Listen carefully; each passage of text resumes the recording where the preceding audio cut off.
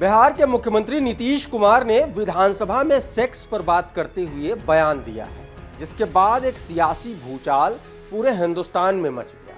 इतना बढ़ा यह भूचाल कि भारतीय जनता पार्टी की महिला एमएलसी रोने तक लग गई। बिहार के मुख्यमंत्री नीतीश कुमार की माने तो देश की बढ़ती आबादी के लिए महिलाएं जिम्मेदार हैं। उनका मानना है कि अगर महिलाएं पढ़ी लिखी होंगी तो आबादी भी कंट्रोल में रहेगी, घटने लगेगी।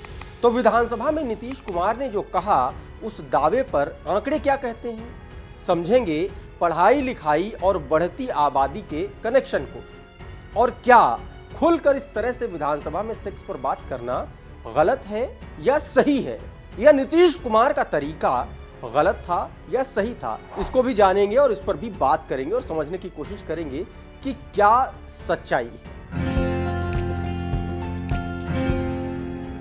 नमस्कार, मेरा नाम प्रशांत है और आप देखना शुरू कर चुके हैं डेली लाइन का एक्सप्लेनर।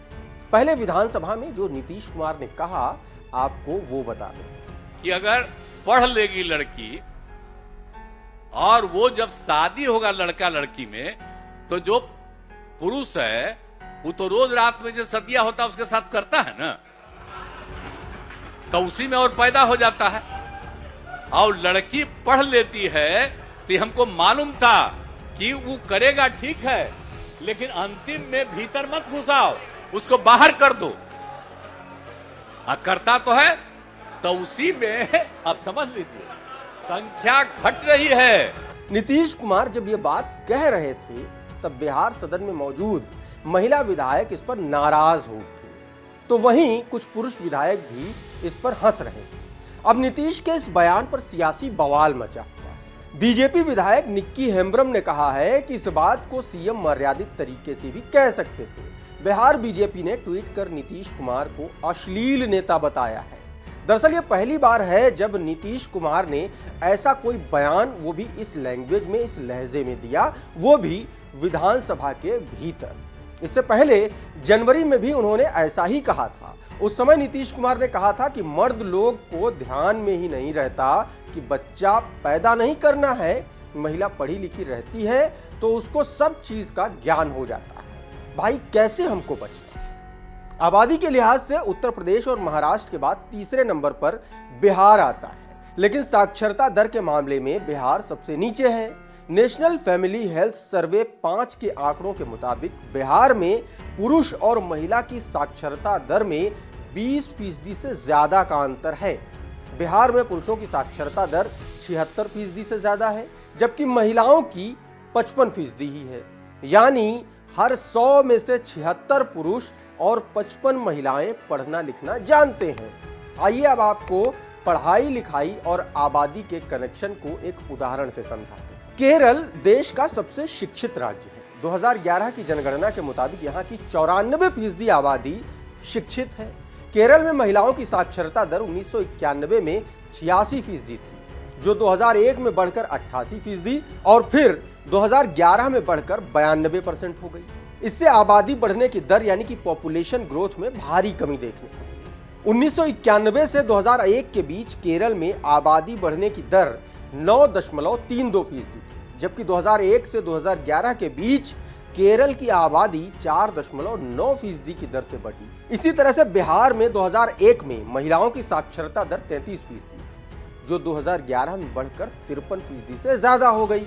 इसका असर आबादी बढ़ने की दर पर भी साफ तौर पर दिखा। 1991 से 2001 के बीच बिहार में 29% की दर से आबादी बढ़ रही थी, जो 2001 से 2011 के बीच थोड़ी कम होकर 25% हो गई।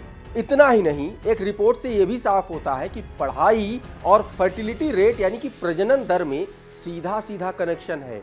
यह रिपोर्ट बताती है कि अशिक्षित मां में फर्टिलिटी रेट 3.1 है, जबकि शिक्षित मां में यह दर 1.9% है।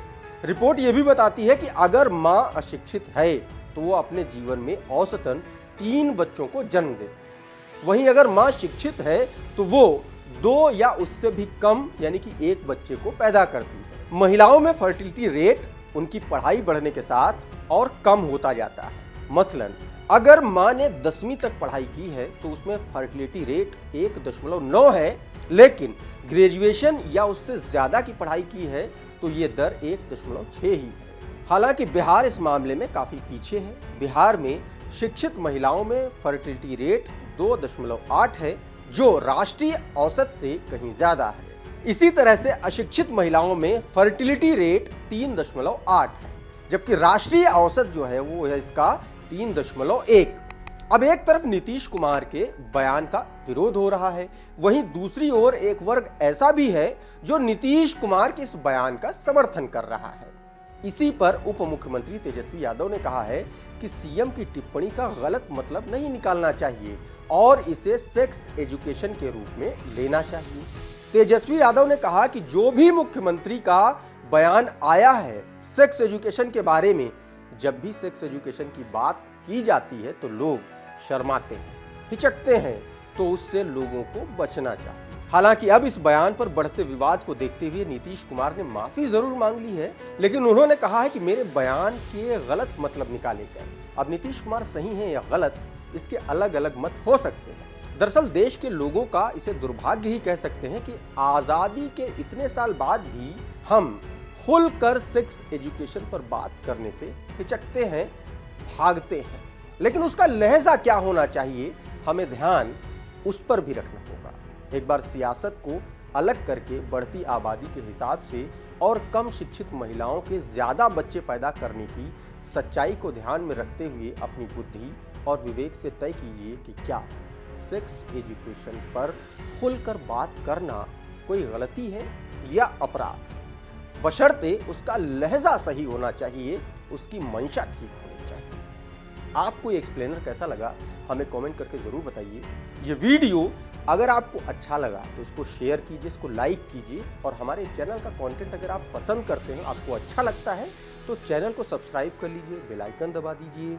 साथ ही ये वीडियो अगर आप हमारे फेसबुक पेज पर देख रहे हैं तो हमें फॉलो कर लीजिए। हमारे प्लेटफॉर्म का नाम है डेली लाइफ।